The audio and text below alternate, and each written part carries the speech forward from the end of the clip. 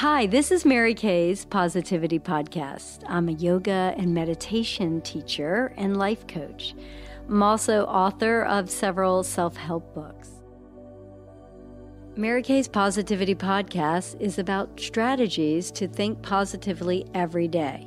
We will cover relationships, positive energy, the power of attraction, and how to mindfully experience each day so that you can become your best self. Today, my guest is Wendy Marks. She's a medical intuitive, integrative therapist, and rehabilitation counselor with over 30 years of extensive knowledge in both traditional and non-traditional therapies. And she's extremely helpful when dealing with a chronic illness and has extensive experience helping people improve their physical, mental, and spiritual health. So I'm really excited to talk with her today because the gift she has is extremely rare and her work very valuable as a healer. So thanks, Wendy, for joining me today. I'm so happy to be here. Thanks. So someone described you to me as a human MRI. So how did you first discover your gift?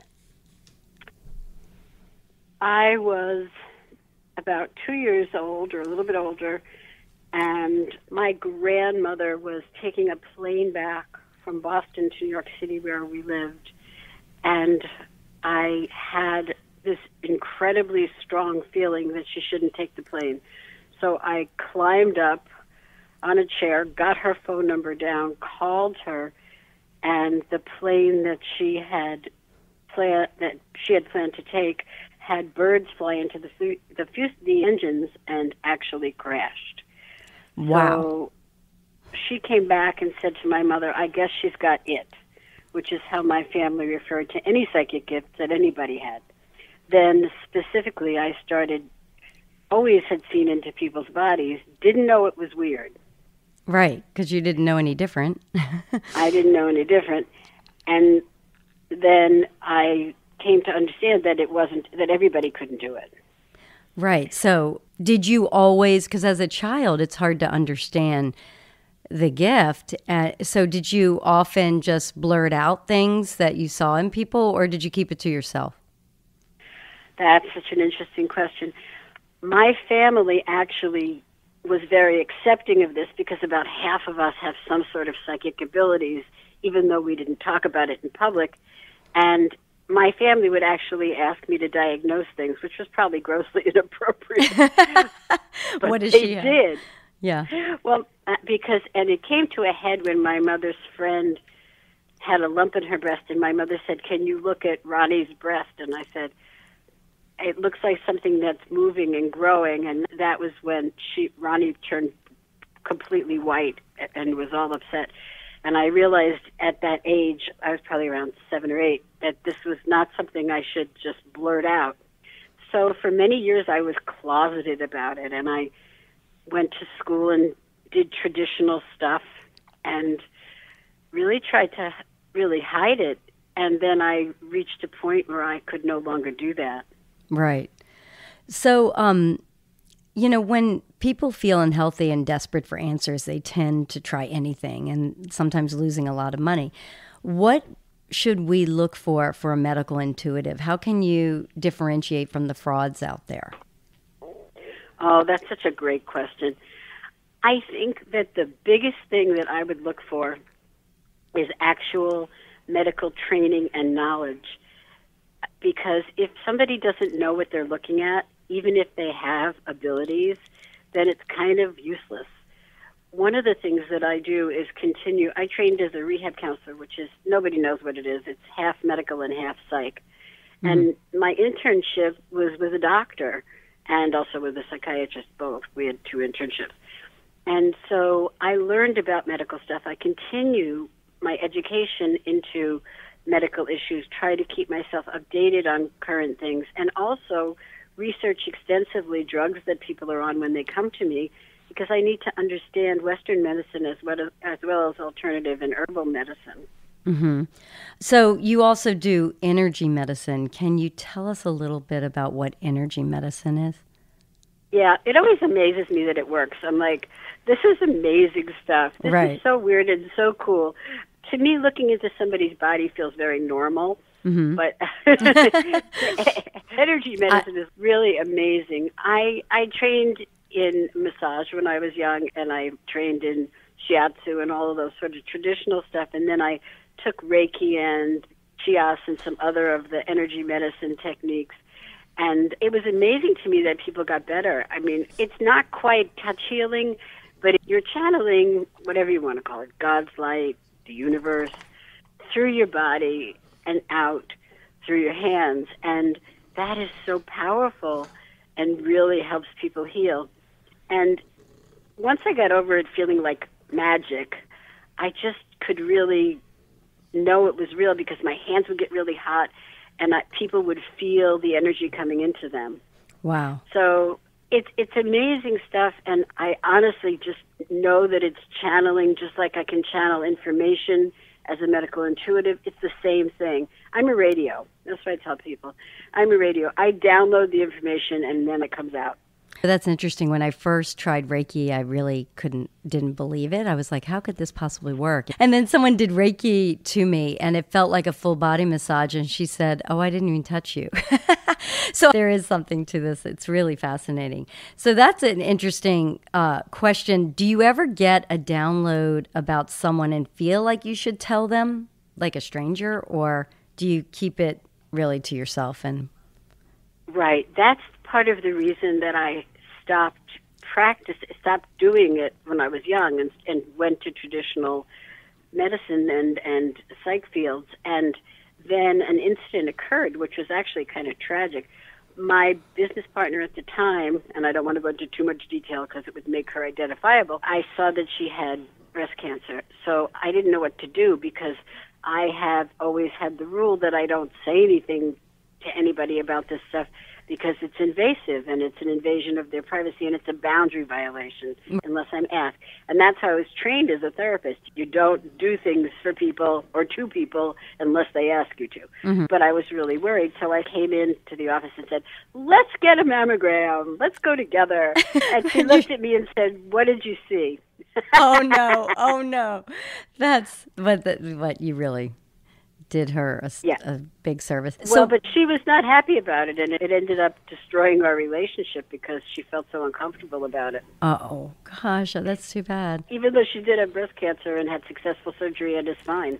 Wow. No, yeah. It's a fine line. It is hard to know what to say. I mean, sometimes they shoot the messenger, but I still think it's important. Well, that's why it's so important not to tell anybody anything unless they ask.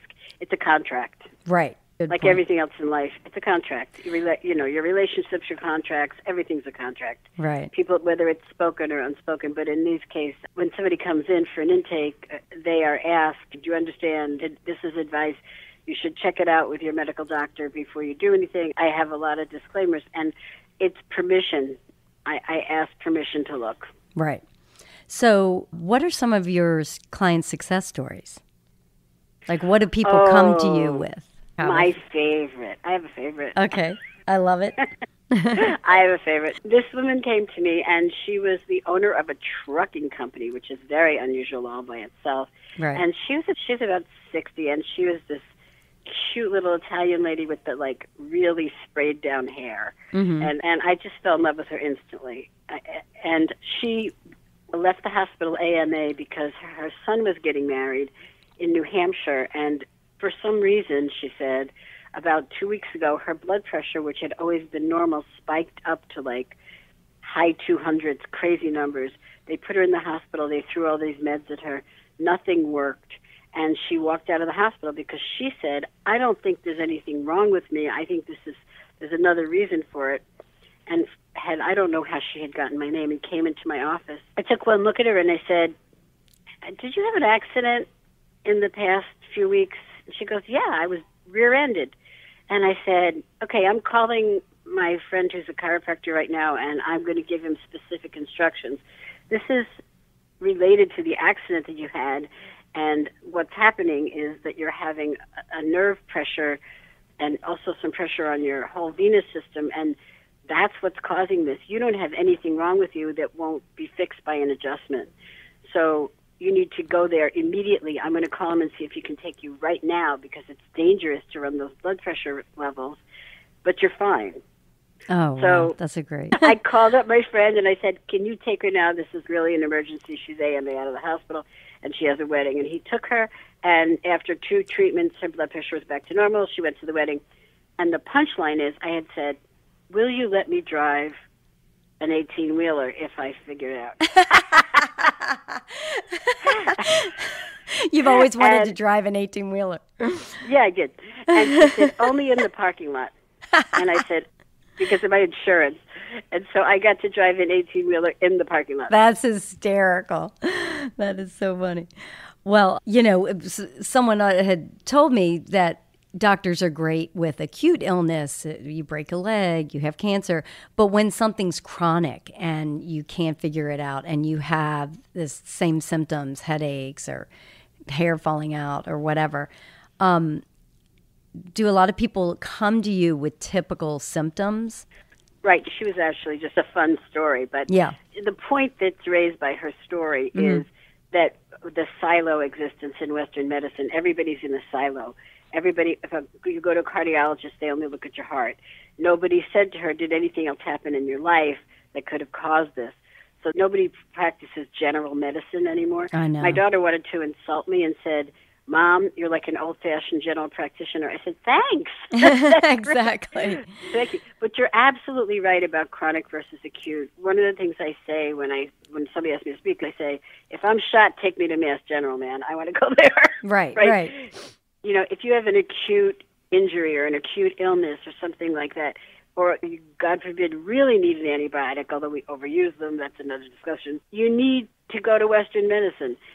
But for chronic illness, Western medicine is terrible. I get a lot of people with autoimmune disease. I get a lot of people with chronic gastric stuff. I get a lot of people with chronic headaches, chronic everything. And Western medicine, if they're a woman, they tell them it's psychological, please take a pill. You know, it's amazing to me, like how many misdiagnoses our families had even. And I remember my daughter in high school, 9th grade, she had cramps and they were like, get on the pill. So that's masking something else. So. Right. And making people go away and be quiet.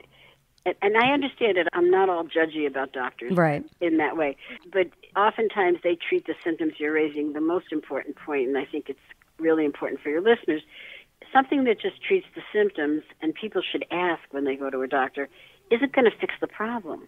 Right. The most egregious one is in my opinion, is Prilosec, and all of its kin, and now it's over the counter. That basically stops your body from producing digestive juices. So yeah, if stuff's burning, it's going to stop, but you're not going to digest your food, you're not going to get your nutrition, and all these other bad things are going to happen. But it does get you out of pain. Right.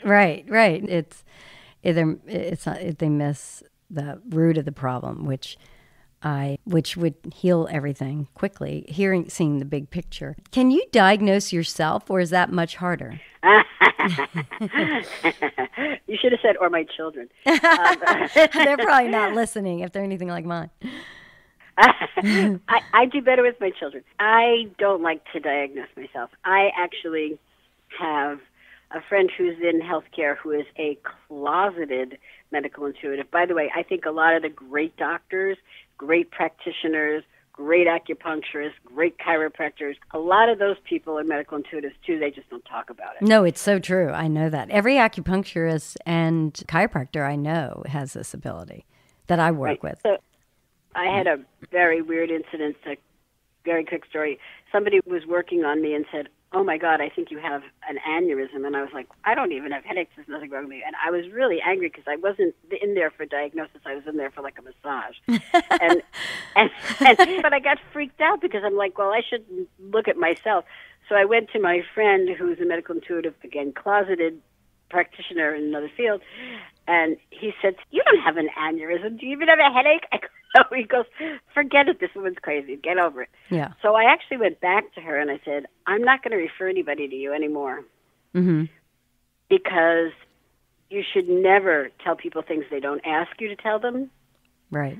And you're giving somebody a massage. Don't tell them stuff like that. You'll scare the heck out of them. Right. It's stressful. I mean, you're there to de-stress. So the answer is no, I really don't. I mean, for little stuff, like if my knee hurts, I usually deal with that. But for anything big or anything scary, I don't trust myself about myself. Yeah, right. I have an agenda. Right. It's too close to the situation. I don't want it to be true, so I'm going to say that is not true. Yeah.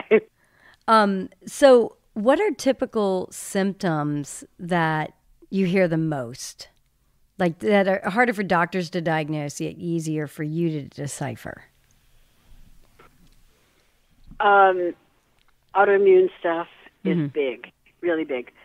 One of the things I want to say about autoimmune stuff is a lot of times doctors will say you have autoimmune disease, but you may just be having an autoimmune response.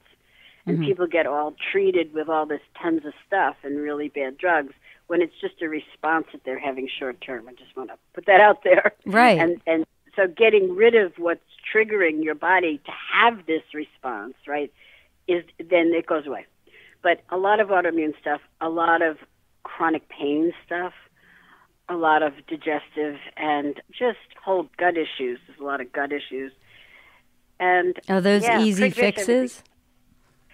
The digestive stuff is almost always an easy fix, honestly, unless they have H. pylori, in which case they got to go get an antibiotic, and then they can come back to me. Most of the time, that's a really easy fix. It comes from the way that we eat. It comes from environmental stuff. It comes from stresses. It comes from steroids, antibiotics. Usually that stuff is an easy fix. I mean, it may not be a quick fix, but it's an easy fix. I have to put in a plug for that. When you go to a doctor, you expect to get a pill and you expect things to get better instantly. That doesn't happen with alternative medicine. It takes a while, low and slow. Right. So you're not going to have a bad drug reaction, but it's going to take longer. Right. To reverse it. There was one story I read about on your website where a man that had migraines, and it was something really connected to his spine when he came to you.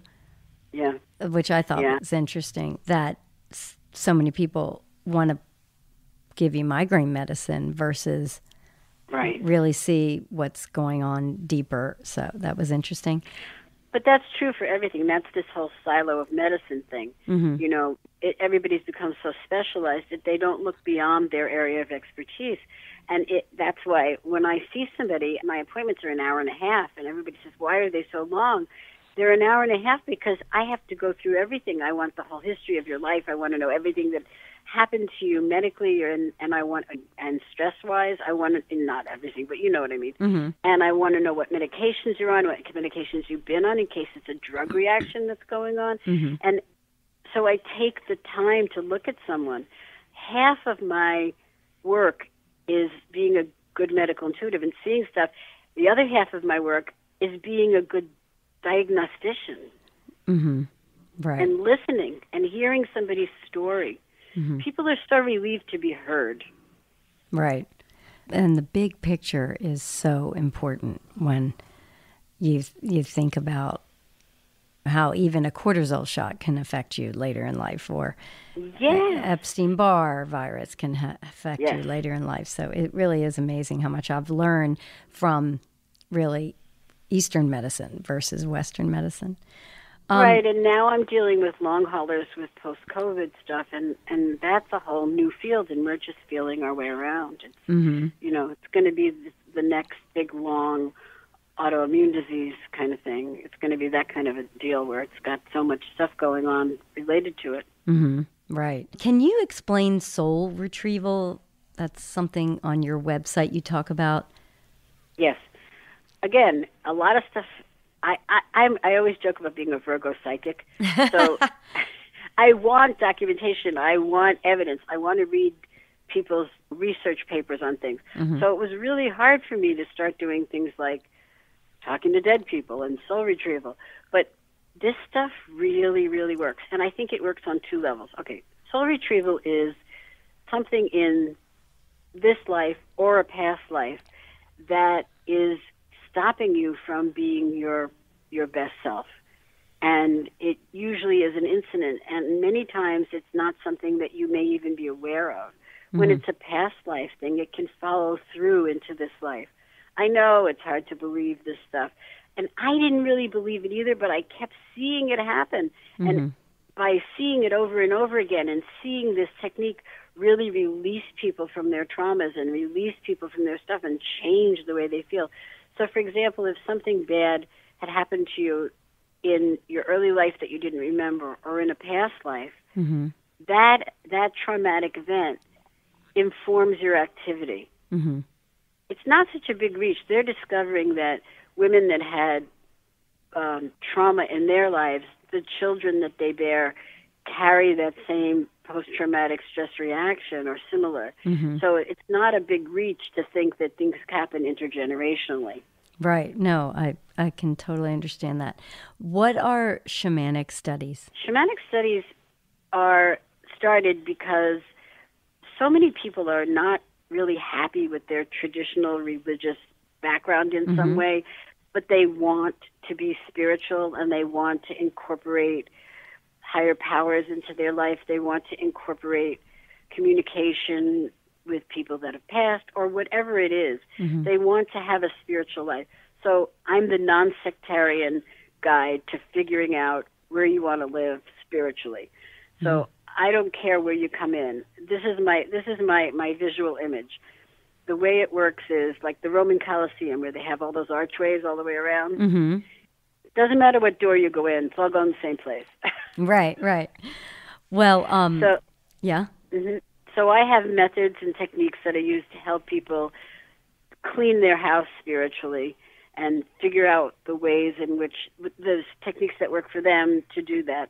And then if they have psychic gifts or if they have other gifts, try to figure out what they are and incorporate that into their spiritual practice.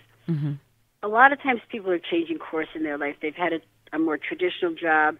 It's never felt quite right and they want to move into something else. Or they just notice things or feel things and they want to have a practice that feels right to them.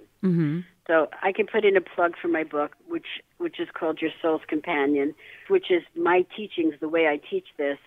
My students asked me to write this so that it would be easier, and so that happened, and it's an audiobook and a Kindle. And I'm writing another book for called Raising Psychic Children, because it was hard for me. And my daughter's comment was, oh, maybe you'll get it right this time. Does your daughter have this gift, or any of your children? Because it does run in families. My daughter sees dead people, which is not my favorite thing. But it was when she was about 2 or 3 years old. She said, "Who are those people standing in the doorway?" And I went, "Holy moly, we're in trouble now." I know. I have one too. So I think all of this is so fascinating, and really it also helps you just really become your best self. And to see so many autoimmune disorders in young people. And I've had this theory that stress activates all this. Do you think stress has a big part in the health you see with your clients? Absolutely. Stress creates the fight or flight response, which puts strain on your adrenals, which puts strain on your thyroid, which puts strain on your entire bodily system. And there's all kinds of stress. There's physical stress, there's emotional stress, there's psychological stress. We've all been through a horribly stressful period with COVID. There's so much stress, and it actually does change your content of what's in your body. It changes the chemicals in your body. And yes, absolutely, it's a big piece of the puzzle. Right. Well, how can people get in touch with you? If you can share your email or website information or Instagram. Yeah, it's www.wendymarks, and it's ks.com. And I am on YouTube, and I am very marginally on Facebook. I have a newsletter which you can look at and see and videos on my website. And if you want to contact me, you can contact me by phone or by just going up on my website and doing the number that's on there, or emailing me from there.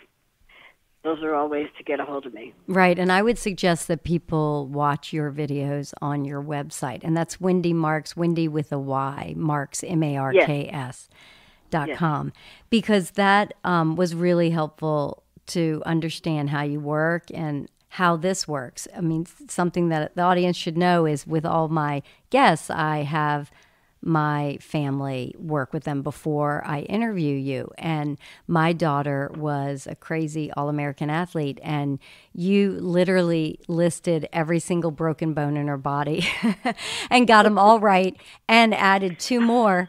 And she said, I didn't know about the ribs, but that totally made sense. I remember when this happened. And so it was funny because you're the real deal. And it was really helpful information that you gave her, and really made us wonder why we hadn't met you 5 years earlier. She's an amazing person. She's a superstar. She's great. Thanks. And I really appreciate your time today, and I hope a lot of people get in touch with you. I'm going to add your email, WLM922 at wendymarks.com. Is that correct? Yes. Okay. WLM is a Mary, 922 at wendymarks.com. Okay. And one more thing I would say just is, if people are uncertain whether or not they feel comfortable, I'm perfectly fine just doing a free 15-minute quickie call to see if they feel comfortable and if it's a match. I think that every practitioner should be willing to do this because it makes people just get a little more comfort level. No, I agree. When your health is at issue, you will try anything.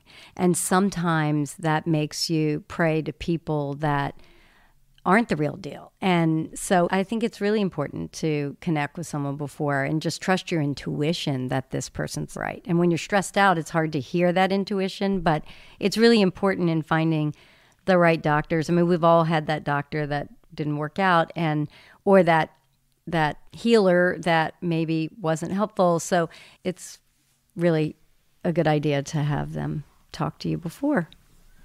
So thank you, and hope to have you back on our podcast again. This has been really interesting.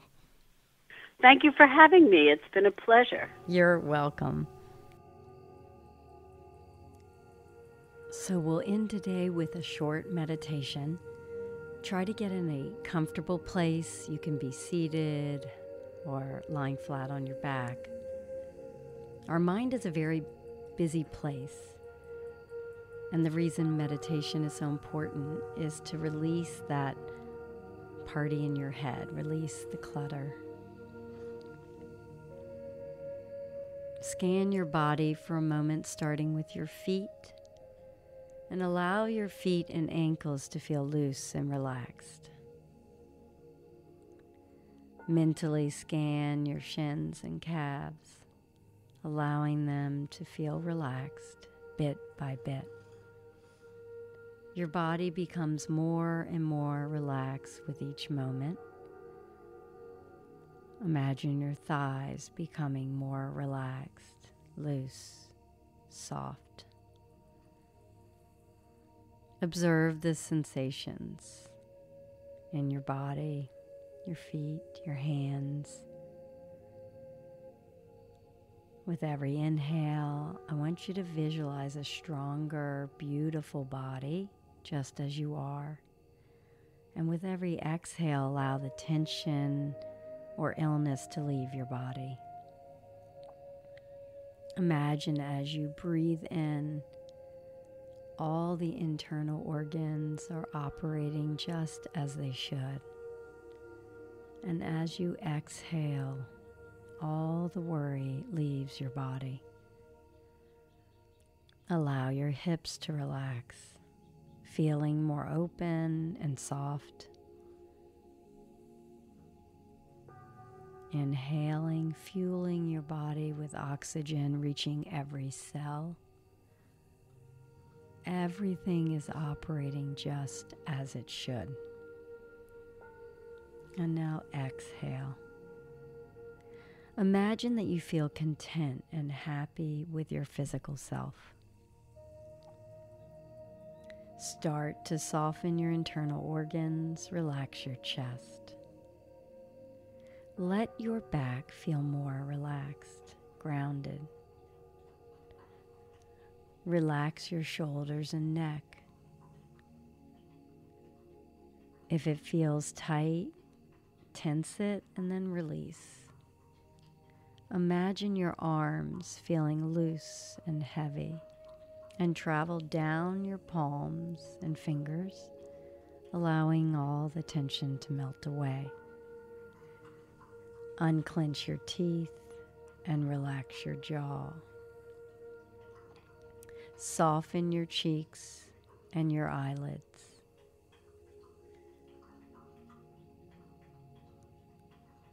Let go of criticism and return to the sensation in your hands and your feet. Imagine you are interested and curious in this feeling. Observe how the top of your head feels.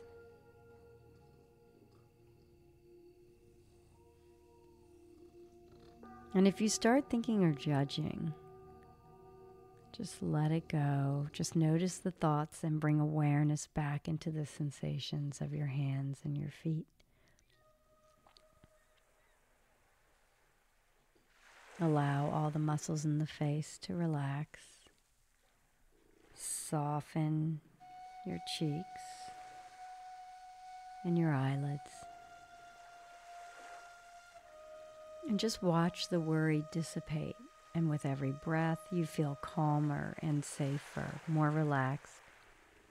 Your body feels strong, longer, leaner, beautiful. Imagine appreciating the sheer power of your amazing body. Fuel this body. Take care of your wonderful body. With every exhale, all the tension and worry leaves your beautiful, strong body.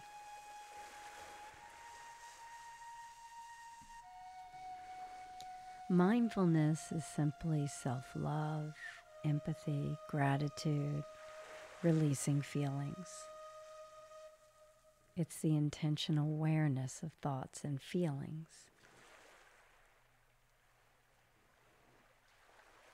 So try to keep this mindful state of mind, especially when stressed, instead of existing in a fight or flight state. It takes practice to have mindfulness become habit. Mindfulness does not allow the drama of feelings to zap your spirit. It remains very skeptical of feelings. You notice they're there, but hope that sitting in this deeper state of awareness will allow the feelings to pass. Mindfulness meditation allows you to just be without judgment. Sometimes, if we can sit with feelings of sadness, envy, or rage, the feeling actually leaves your body. That stillness allows you to clear those negative thought patterns and emotions, making way for new, healthy, positive energy to fill your being. So just allow your body to simply sit in this calm stillness.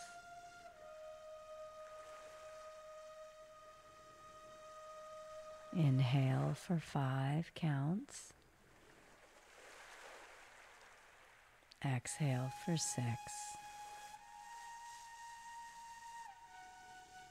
Continue to focus on the breath, inhaling for 5. Exhaling for 6.